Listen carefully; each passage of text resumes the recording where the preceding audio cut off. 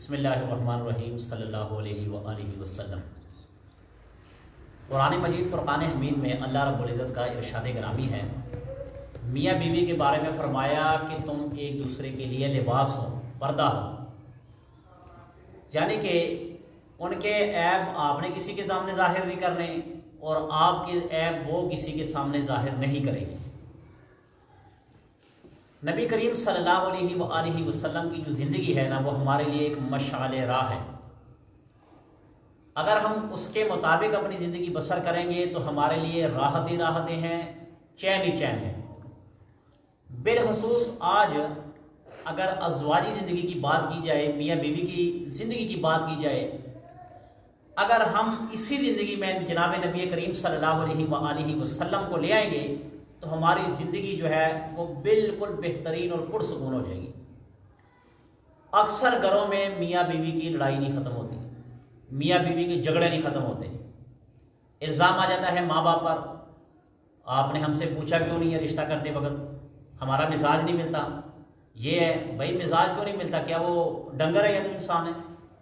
انسان ہے، کیوں نہیں مزاج ملتا؟ نبی پاک صلی اللہ علیہ وآلہ وسلم تمام ازواج سے محبت کیا کرتے تھے جتنی آپ کی بیویاں تھیں۔ خصوصاً بالخصوص آپ کو جس بیوی سے محبت تھی اس کا نام حضرت عائشہ تھا، اور آپ ان کو پیار سے حمیرہ کا لفظ پکارتے تھے۔ یہ بھی سنت ہے کہ اگر آپ کی بیوی کا نام عائشہ ہو تو آپ اس کا نام دوسرا رکھیں کہ خوبصورت نام اس کو بھی اچھا لگے، آپ کو بھی اچھا لگے، یہ بھی سنت ہے۔ اللہ کے نبی حضرت عائشہ گلاس پکڑ کر یا کوئی کٹورا پکڑ کر پانی پیتی تھی نا، تو اللہ کے نبی پوچھا کرتے تھے بتاؤ کس جگہ تم نے منہ لگا کر پیا؟ تو عائشہ کہتی تھی یا رسول اللہ یہاں پر، تو اللہ کے نبی وہاں سے منہ لگا کر پانی پیتے تھے، امت کو بتلانے کے لیے کہ اپنی بیوی سے محبت کرو۔ ایک موقع آیا، اللہ کے نبی اور حضرت عائشہ یہ کسی مقام پر جا رہے تھے، کوئی نہیں تھا، بیابان صحرا تھی، جنگل تھا۔ اللہ کے نبی نے کہا ریس لگائیں، اپنی بیوی کو کہا کہ ریس لگائیں، کہا ریس لگاتے ہیں۔ حضرت عائشہ بھی بھاگی، نبی پاک صلی اللہ علیہ وآلہ وسلم بھی بھاگے، بھاگتے بھاگتے عائشہ جیت گئی، نبی پاک صلی اللہ علیہ وسلم پیچھے رہ گئی، جان بوجھ کر بیوی کا دل رکھنے کے لیے، جان بوجھ کر اپنی بیوی کا دل رکھنے کے لیے عائشہ کو آگے کر دیا، خود پیچھے ہو گئے، کہا میں ہار گئی۔ کیوں؟ نبی جو ہے، نبی کبھی ہارتا نہیں ہے، نبی کے اندر طاقت ہوتی، طاقت 100 جنتیوں کی طاقت ہوتی ہے نبی کے اندر، 100 جنتیوں کے۔ پھر ایک اور موقع آیا، اللہ کے نبی نے کہا ریس لگائیں، کہا بالکل لگائیں۔ پھر اللہ کے نبی آگے لے کر گئے اور عائشہ کو پیچھے چھوڑ دیا، ٹھیک ہے؟ یعنی کہ محبت کا انداز۔ ایک موقع آیا کہ مدینہ منورہ میں مسجد نبی میں یہ حبشی جو تھے نا، یہ تیر اندازی کر رہے تھے، صحابہ کرام تھے، تیر اندازی کر رہے تھے، اور نبی پاک صلی اللہ علیہ وآلہ وسلم کو حضرت عائشہ نے کہا یا رسول اللہ میں نے بھی دیکھنا ہے، میں نے بھی دیکھنا ہے۔ اللہ کے نبی نے کہا اچھا، آپ کا جو حجرے کا پردہ تھا نا، آپ نے اس کو پردے کو ایسے کیا، آپ آگے ہوئے اور حضرت عائشہ کا جو سر مبارک تھا وہ آپ کے سر کے اوپر تھا، اور آپ پردے سے دیکھ رہے تھے۔ یعنی کہ ان تمام باتوں کو مد نظر رکھتے ہوئے صرف کہنے کا مقصد اور یہ ہے کہ اپنی بیویوں کا دل خوش رکھنا ہے، لڑائیاں نہیں کرنی، جھگڑا نہیں کرنا۔ یار کون سی ایسی بات ہے کہ ہم ایک چھوٹی سی معمولی سی بات کو لے کر ہم سارے گھر کا ماحول خراب کر دیتے ہیں؟ کیا بیوی، کیا بچے، کیا بیٹیاں، سارا ماحول میاں بیوی آپس میں خراب کر دیتے ہیں۔ اگر میاں نبی پاک صلی اللہ علیہ وآلہ وسلم کی سنتوں کو مد نظر رکھتے یہ کردار ادا کرے، اور بیوی وہ کردار ادا کرے عائشہ والا، اس کے طریقے کو، تو کبھی لڑائی نہیں ہوگی، کبھی جھگڑا نہیں ہوگا، ٹھیک ہے؟ مگر کیا ہمارے اندر حوصلہ ہونا چاہیے، حوصلہ کہ بیوی کے ساتھ محبت کے ساتھ کیسی بات کی جائے، اس کا طریقہ کار کیا ہے؟ طریقہ کار کیا ہے؟ نبی پاک صلی اللہ علیہ وسلم کی سنت اور قرآن کے مطابق ہے۔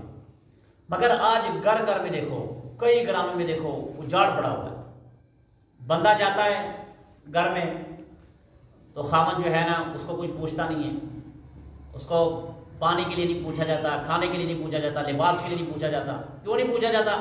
کچھ کمیاں بندے کے اندر ہے اور کچھ کمیاں عورت کے اندر ہے۔ یاد رکھنا، اللہ کے نبی نے فرمایا کہ جو عورت اپنے خاوند سے ناراض ہو کر سو گئی، صبح تک اس پر اللہ کی، اس کے رسول کی، فرشتوں کی، مخلوق کی، آسمان کی، زمین کی لعنتیں پڑتی رہتی ہیں، اور اگر اسی حالت میں مر جائے تو اس کی جو بخشش ہے وہ مشکوک ہو جاتی ہے۔ جب تک میاں نہیں بخشتا اپنی بیوی کو، تب تک اللہ بھی اس کو نہیں بخشتا۔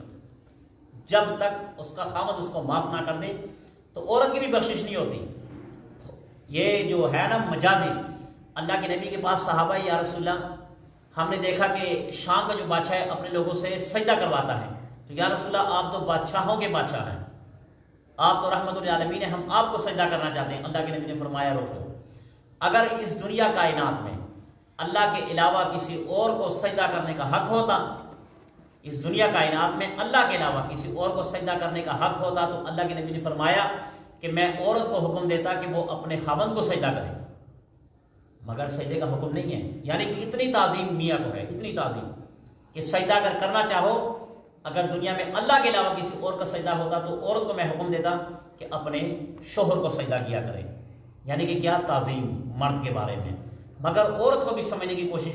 یہ ساری غلطیاں پھر مرد جو ہے نا عورتوں پہ نہ ڈالیں، ہر ایک بات عورت، بس عورت میں مجازی خدا ہوں، میں یہ ہوں، میں وہ ہوں۔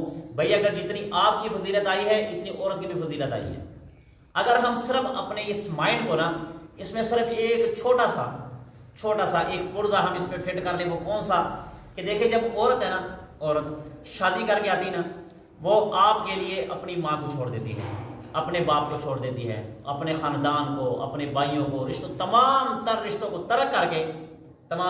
ترک کر کے آپ کے جس پیپر وہ سگنیچر کرتی، وہ سگنیچر نکاح کے نہیں بلکہ وہ خاندان کو چھوڑنے کے سگنیچر ہوتے ہیں کہ میں آپ کو قبول کرتی ہوں، سب کو چھوڑتی ہوں، آپ کے پاس آ جاتی ہیں، مگر آپ کے پاس ماں بھی ہے، آپ کے پاس آپ کی بیوی بھی ہے، آپ کا خاندان بھی ہے، آپ سے کچھ بھی نہیں بچھڑا ہے تو عورت سے بچھڑا ہے۔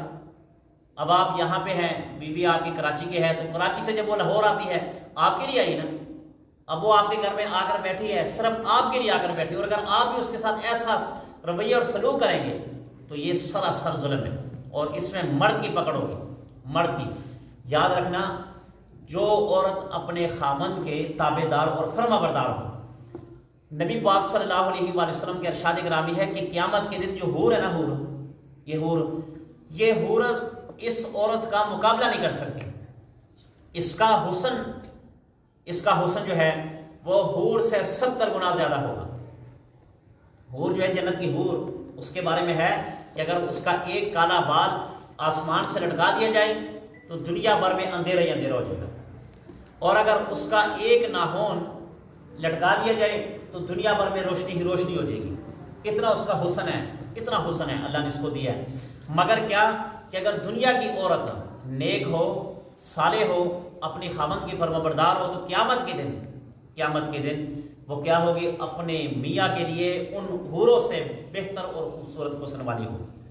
مگر کہنے کا مقصد یہ ہے کہ اپنے میاں بیوی کے ازواجی تعلقات کو برقرار رکھا جائے، آپس میں لڑائی جھگڑے فساد، چھوٹی چھوٹی باتوں کو لے کر جھگڑا مارنا پیٹنا یہ ختم کیا جائے۔ نبی پاک صلی اللہ علیہ وآلہ وسلم نے پوری زندگی میں کبھی اپنی بیوی پر ہاتھ نہیں اٹھایا، پوری زندگی میں، ٹھیک ہے؟ اور ہمارے ہاں کیا، جب سالن کھاتے نا، نمک زیادہ ہے، جوتا پکڑ کے اسی عورت کو مار دیا، پانی ٹھنڈا ہے سردی میں پکڑ کے مار دیا، گرمی میں پانی گرم ہے مار دیا، اچھا بچے کو مارا، یعنی کہ چھوٹی چھوٹی باتوں کو ہم کیا کرتے ہیں، اس کو لے کر بیوی پر ظلم کرتے ہیں۔ یہ ظلم کی انتہا ہے یار۔ دیکھو آپ ہے نا، آپ تھکے ہارے آتے ہیں کام سے، یقین مانو میں بچوں والا ہوں نا، میں گھر میں جاتا ہوں نا، جب میرے بچے روتے ہیں نا تو میرا دماغ خراب ہو جاتا ہے، میں کہتا ہوں یار بندہ باہر جا کے چلے جائے، یہ کیا رونا لگا ہے۔ مگر آپ صرف اس کو تھوڑا سا یہ اپنے اوپر یہ تھوڑا سا آزمائیں اور کوشش کریں کہ یار یہ بچے سارا دن یہ بچوں کو سنبھالتی رہتی ہیں سارا دن۔ یہ دیکھو، یہ اگر آپ کو کوئی کہے آپ کو سخت پیسوں کی ضرورت ہو اور آپ کے سامنے پخانہ پیشاب پنجابی والا ٹٹی پڑی ہو اور وہ کہہ دے کہ اس میں ہاتھ لگاؤ، اب میں آپ کو 1000 روپے دوں، آپ لگاؤ گے ہاتھ؟ کبھی بھی نہیں لگاؤ گے۔ آپ کے سامنے رکھتے کہ یار میں 1000 آپ کو دیتا ہوں، اس میں ہاتھ لگاؤ، آپ کبھی بھی نہیں لگاؤ گے کہ نہیں مجھے 1000 روپے نہیں چاہیے۔ مگر عورت ہے، دیکھو پیشاب کرتا نا بچہ پیشاب کرتا ہے، بچی پیشاب کرتی ہے، عورت دیکھو اپنے ہاتھوں سے اس کو کیا کرتی ہے، صاف کرتی ہے۔ کیا وہ پخانہ اس کے ہاتھوں پہ نہیں لگتا ہے نا؟ وہ جو پیشاب ہے اس کے ہاتھوں پہ لگتا ہے نا، تو لگتا ہے آخر وہ بھی عورت ہے، آخر وہ بھی